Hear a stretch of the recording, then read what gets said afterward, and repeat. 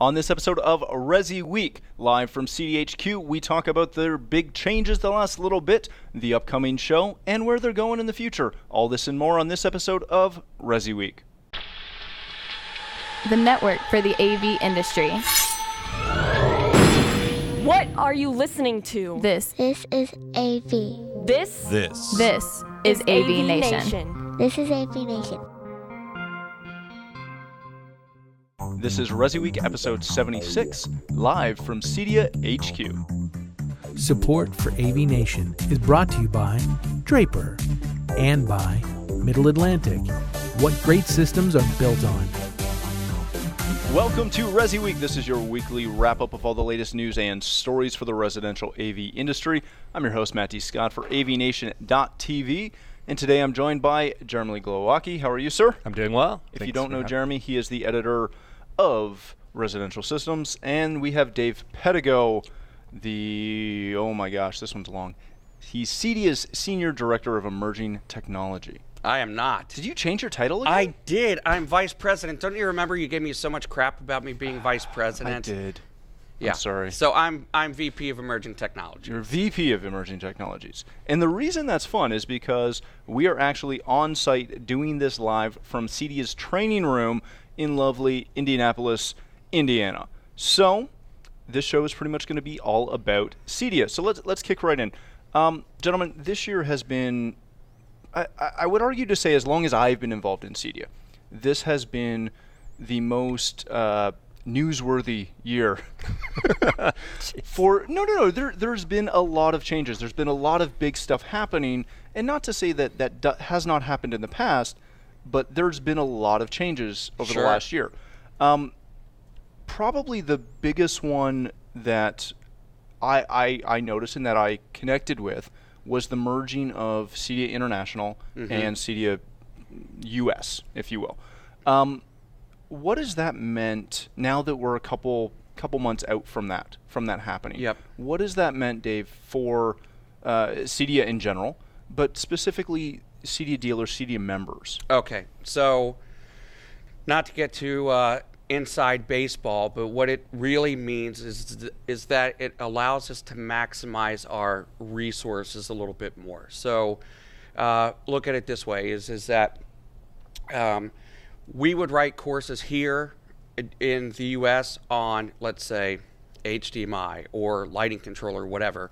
And even though we tried to be as coherent as we could, they were a license holder and we were the licensee, it just didn't work that way. And so now that we're one global company, we have the ability to really work on projects a lot closer.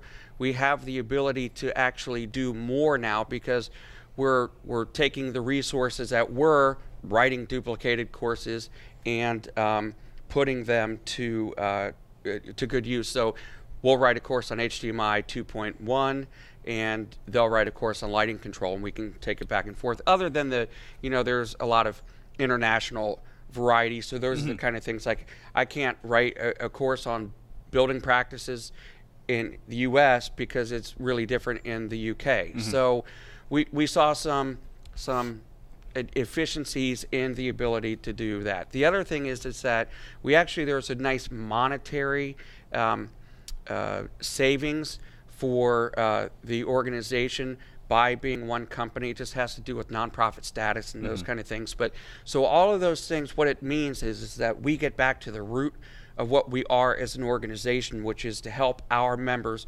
prosper. So we can take the money, the time to develop those kind of things, and put them into goods and services that are going to help the member. So most of what happens, we feel the difference. The members probably aren't going to feel the difference, but in a couple years they'll say, oh, you know what? They're really doing good work. They're killing it. And it's because one of the big reasons is because of the ability to join forces. And then the other is the other topic you'll talk about, which is the sale of the show. Right. Jeremy, you've obviously covered this industry for quite a while now. Just as Dave said, did dealers really realize that they were separate groups? Did it matter to them directly in any way? I don't know if they realized it or not, but I think that there's been a little more recognition from the board level, just seeing who's on the board, that there's a more of an international feel to that. And I've noticed that you go to events and there are collaborative conversations between people from different countries more than ever.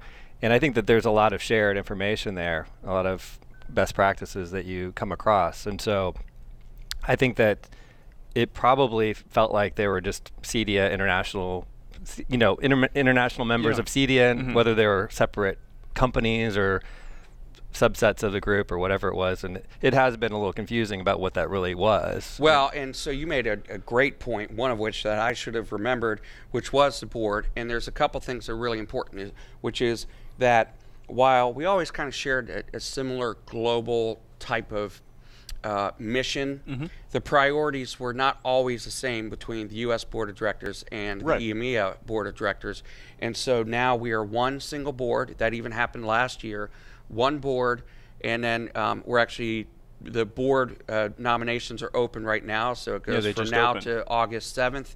So if you want to run for the Board of Directors, which I'll do a quick aside, if you want to complain about CEDIA, here's how you fix it. You join the board. Okay, so people should join the board. Yeah, they should join the board. So we'll have a 13-member board, so we're going to reduce the size a little bit so that we can increase the efficiency or save some dollars, because it gets expensive going back and forth, whether it's in Europe, Americans going to Europe or Europeans going to the U.S. But so now we have one common goal, one board of directors, and one vision, so that we're all moving in the same way. And I will say that our mission is always the same: to help ensure long-term prosperity of our members, be it home technology professionals or manufacturers, distributors, consultants, etc. I will say that as a Canadian member, the fact that it's all one now, because you do, when you're international, the U.S. is arguably the big market. So everyone is kind of focused, whether they want to admit it or not, they want to focus on the U.S. So the fact that it's all cohesive now is a really nice thing, and it makes every other member and everyone who isn't necessarily based in the U.S. feel more a part of it. Sure. Richard Milson is an example of a Canadian board member who had served and took a lot of time to bring light to the needs of the Canadians. And while Richard's not still on the board, I would encourage Canadians to run for the board as well. But it's not just Canada, it's Mexico, it's Australia, it's whatever. And the goal is that we're all in this together. And the term I'd heard is co-opetition. You know what? If I'm an HTP and you're an HTP, as long as we're not direct head-to-head, our goal is to try to, to elevate the bar. And we as an association, our main thing is we're going to take someone here, and we're going to bring you together. Yeah. And so I think the big thing is you just find people of passion for this industry wherever they are, and that seems to be the folks who are willing to give of themselves to be on the board and run and have that confidence, maybe a little bit of arrogance at times, you never know. But they're guys who really have a passion for this industry, and it's really great to see from England, from Mexico, from Canada, different countries, that similar kind of passion for this industry. And it's not just all U.S. based, obviously. Totally agree. And one thing you said, which I think is so super important, is you said, guys, no. I've read this too. No, yes. I will implore some of the women in this industry to please run for the board. I will use Marilyn Sanford as an example. Yep. Marilyn Sanford was one of the best board members I've ever had the pleasure to work with. She's an amazing woman. And, I get tired of hearing it's the old boys club, those kind of things. It's not intentionally. We just don't get a lot of women who actually run for the board. I would love for some women to run for the board. Very good. All right, let's move on from the board and the joining of the two kind of groups together. The other big thing which you kind of led into or alluded to was that this past spring, I guess, you sold the show. January. Sorry. Yeah, time flies. It does. It does fly. So back in January, you sold the show. Yeah. What is the change going to be for attendees? going to the show, are they going to see a major difference with the fact that CEDIA proper, if you will, is no longer running the show and it's now being run by its owner? Yep. So the short and sweet answer is you're not going to see a difference at all, at all. So first of all, Emerald Exhibitions, who bought the show, I think the biggest exhibitor company in the U.S., they're first of all, what they're going to do is they're really bringing the logistics to the show. Their focus is on getting manufacturers to come to the show, and they'll use their power with different, so like they do KBIS, National Kitchen and Bath Show. They'll bring that kind of power, so I would expect over the next couple of years you'll see the show getting bigger. Okay. But we still contractually own all of the education at the show. Right. So the keynote, all the classes, etc. So we honestly, I don't expect to see any difference in the show. We'll still have our booth, we'll still have our events, we'll still have our keynote. So I would be really, truly surprised if anybody actually noticed a difference. Who might notice a difference, will be the manufacturers when they're going to rebook. They probably won't see the same faces, those kind of things. But the general attendee, I don't think you notice any difference. Not to diminish the role of the person who was the interface with the manufacturers, because there are great relationships out there. But do you expect that to have any kind of an effect on the way manufacturers interact with the association for booths, or is it very mechanical? And okay, so it actually can get a little bit deeper with that question, but and that's a concern that we have had, which is so a lot of times the manufacturers, they become members of the association because they get discounts on the show floor. Yep. While that's still kind of the same case, at the same time, we as the organization need to work on more benefits, those kind of things for the manufacturers, because to be honest, we haven't always done the greatest for the manufacturers, because we look at, we're giving you access to all these people. But so we're working with a lady named Dr. Rebecca Holmkiss, who is she's actually from about 40 miles north here, Kokomo, Indiana, but she was the valedictorian of IU, graduated from the London School of Economics with a PhD, and now teaches at the London School of Business. And she's helping us formulate our 3-year strategy. And the thing about that is that she did the strategy for Infocom recently, and she's done the strategy for Mercedes-Benz Formula One. We know that we have to be better at providing the things that our members need, and it's not just the home technology professionals, it's the manufacturers as well. And so we're working through that, because I think for a long time the association has tried to be all things to all people, and so we do a lot of things good, but it's hard to say how many things we do great. And so we're working on our strategy so that we can really do some very excellent things, and that's by decreasing the amount of work that we had to put into the show. I don't think most people realize that we were spending 9-10 months a year, the overwhelming majority of the staff on the show, and so that reduces significantly. Well, and if you just look at, if you're a dealer, if you're a manufacturer, if you work in a distribution house, if you look at when you put on any sort of event, you do a wine and cheese event for some interior designers for 30 people. Yeah. That can take a month of your time to put a small event like that together. Sure. When CEDIA was so focused on the trade show, you can only do so much, right? Yep. And I think that's something that sometimes gets lost in this conversation about the show and what's going to change and who's going to see differences. You guys are not a trade show presenting company. Right. That's not... It's like a logistics kind of job more than it is. It is. It's completely a logistics situation, which is not what you guys do. Well, it was what we did. Well, if Debbie Antrim were to hear this, I think she'd choke me out if I didn't say we do logistics very well. No, and you do, and you've put on a successful show for years, but that's not, I would argue to say that that's not our the mission. Core business of what you're trying to accomplish. Absolutely. But to get back to the show for one more second, with all these changes, with the potential for new let's say areas coming in. Sure. Right? Like we've had emerging tech there for a couple of years.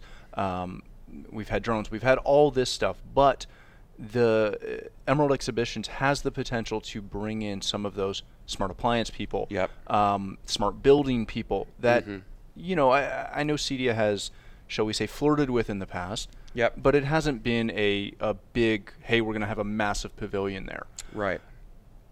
Doing that, does that have the potential to expand the reach of CEDIA, both at the show, but also for members?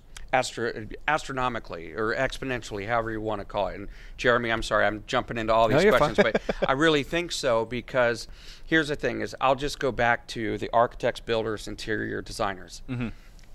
Emerald has, not that we don't have relationships with them, because we do, but we don't really have the relationships with some of the other kind of tertiary kind of manufacturers, those kind of things. So if they can bring them in, attract that audience, then we are able to then connect architects, builders, interior designers to the home technology professionals and to the manufacturers. So those relationships are formed. I think that the biggest thing that happens out of the show, number one, is networking, so and not IP networking. So, you know, the ability for me to meet you, we have a common interest, we have a beer, and you're an architect and I'm in electronics and HTP, and all of a sudden we hit it off and we're doing business together. And that is the really important aspect of what we as an association do, is the community side of it. And the show is a big part of that community. Very good. Jeremy, and again, you've covered the show, you've worked on the dailies for years. When we look at things like this, right, these opportunities that I don't want to say are in the pipeline, but we kind of have the feeling that they might be.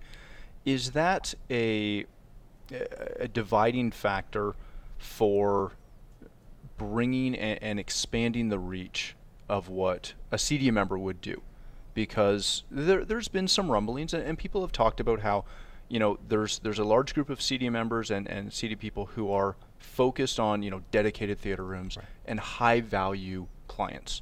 And then there's a whole other group that is, you know, entry smart home and you know, Wink and all these other little smaller things, and for not smaller clients, but for entry level people that are getting into home technology. Does this kind of bridge that gap and show everyone and everyone who's a member that it doesn't matter where you fall in that line, there's something there for you from CEDIA? Well, I think there's that opportunity for sure, and I don't think the show has been lacking in that capability to provide that. I think that's been there. I think you're always looking for that buzzworthy technology, whatever it is, if it's voice activated technologies, if it's Dolby Atmos for a year, you know, that or object oriented audio and 3D audio. But from the standpoint of, you know, is this going to become a CES type event? I think that's a big draw for CES, are those types of technologies that are Internet of Things. And if you expand beyond that, what's already offered at CEDIA, I think that's of interest, whether you're going to be selling that or if you just want to know more about it so you can answer questions of your clients who say, why not this? And you can say, well, that's not what I do, and I do this because, you know, our offerings are bulletproof and we want to make sure it's like that. And I still think having that at the show is essential. The more you can get of those ancillary or competitive or you know, different levels of quality, price point, whatever you want to call it, the better. And it could go further afield too. You know, you don't want the show to get too diluted, but the core competencies of the attendees need to be diverse, you know. And you just need that information at your disposal, and you're not necessarily going to have those relationships as well as you do with your dealer-based product lines. You know, you might meet somebody at the show. That's a good opportunity to be able to actually hear where they're going with these products. Very good. All right, let's kind of swing. We've talked about where CEDIA has been the last little bit and what's been going on. Let's swing to where CEDIA is headed. So we're heading into the show, but we're heading into the show. It's, what, 50-something days away? Yeah, less than that, I think. Yeah. But beyond, looking past Expo, what is CEDIA looking for, and where is CEDIA going in the next little bit? Sure. I think a big focus for us is a couple spots. The biggest pain point that we hear from our members, and we actually went and did some research with Butler University, where we conducted with a bunch of our members, was trying to find talented individuals coming into, especially technicians, just getting them to fill the pipeline of labor. And so what we are going to do is a couple of things. One of them is that we are going to work on getting our training out on the road. We have a really robust online training program, and for those who take advantage of the online training, they're incredibly thrilled. In fact, one of our networking classes, it's got 100 out of 100 for will you recommend it to a friend. So they're popular classes, but it doesn't always supplement the hands-on side of things. So people want hands-on. So as an example, in August and September, we'll be at the Institute of Audio Research doing a networking class on the road. We'll then do an advanced class in October or November. I think it's October. So I'm being told on the sidelines over here. She just threw a yellow flag. So so it is October. Thanks, Olivia. So with that, and that's just kind of like a pilot, because the thing about it is that the geography is just so vast here, is that we have to figure out more effective ways to get the hands-on training in, a lot of the major metropolitan areas. So we're working on hands-on training.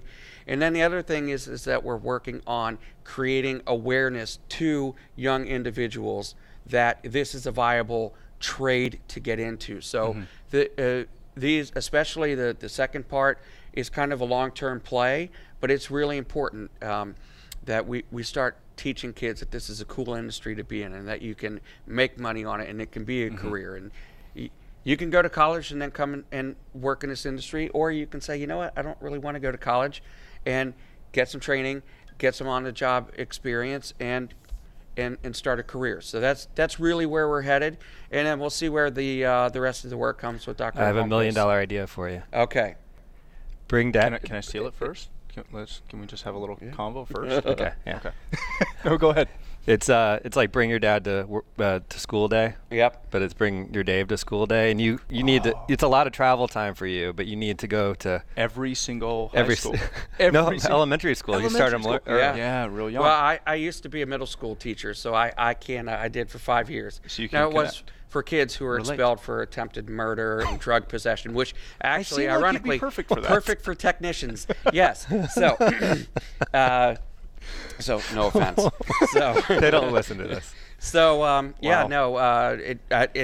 have to do that, and so those are the kind of things that we're looking at. So our strategy has to get formulated a little bit, but with the freeing of our resources, these are the kind of things that we get to do. Right, Jeremy.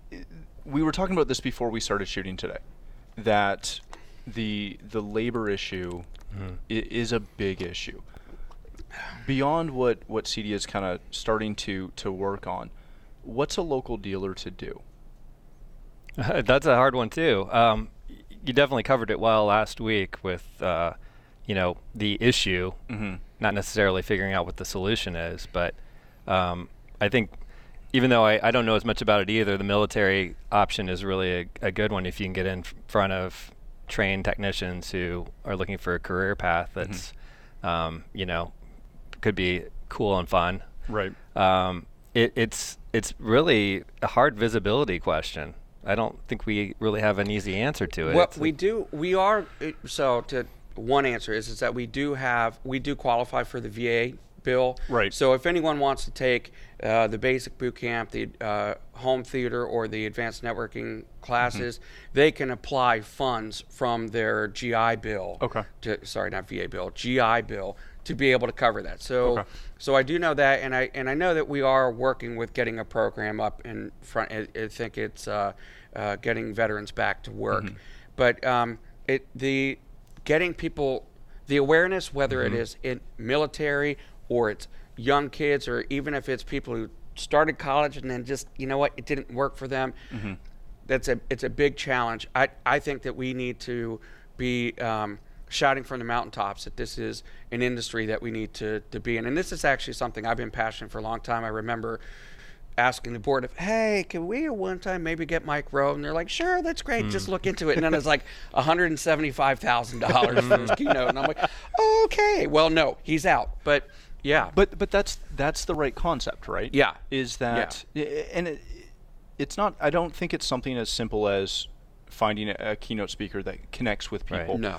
But it's very grassroots, right? It's very It is. grassroots. It's every dealer, every integrator, everybody who pulls cable, who says, you know what, I've got a great job.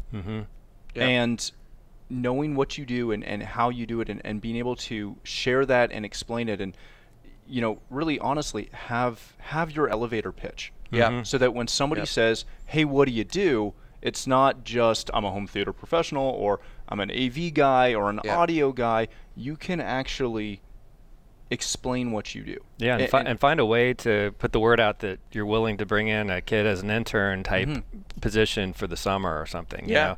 Even if you have to take some lumps with it. At least getting them, you know, exposure and telling their friends they've got a summer job that's kind of fun. You know, it's not working at McDonald's or whatever you want to say is a summer job. And I mean, seriously, I mean, what do we put in the coolest stuff? I mean, you would think that I went to, I'm going to get murdered by my colleagues for this one. I went to Harvard a little while ago for the Joint Center for Housing, and we just heard the cabinet makers talking about the difficulties getting people with the skills to be able to hang cabinets or plumbers or whomever. All of these trades, everyone is facing a work shortage. Exactly.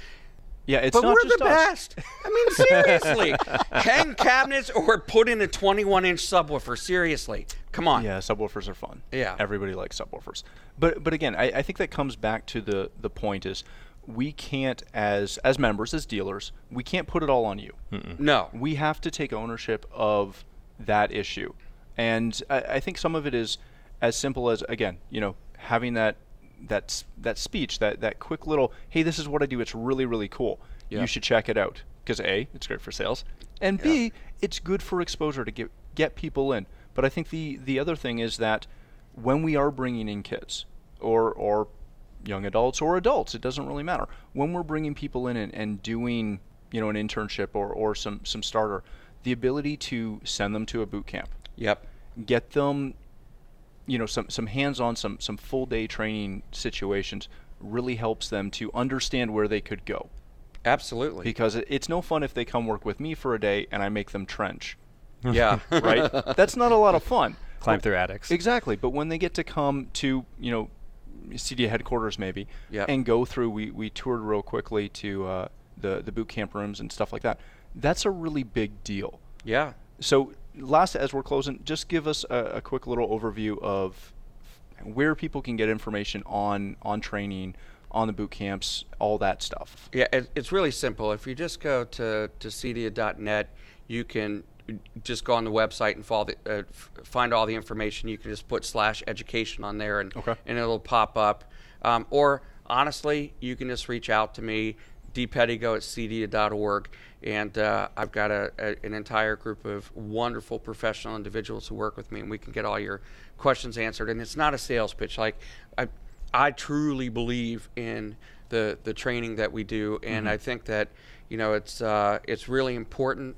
And one thing I'll say real quick is that there's a really good document called The Future of Jobs. It was written by the World Economic Forum, and they just talked about how jobs were going to change from 2016 to 2020. And the one line that really resonated with me is that those who are going to succeed moving forward have to commit themselves to be lifelong learners. Yeah. And so you want to get into this industry, you have to be a lifelong learner, and I'm honored to say that we are a part of that process. Very good. Well, gentlemen, thank you for hosting us. Thank you for letting thanks us for come coming here.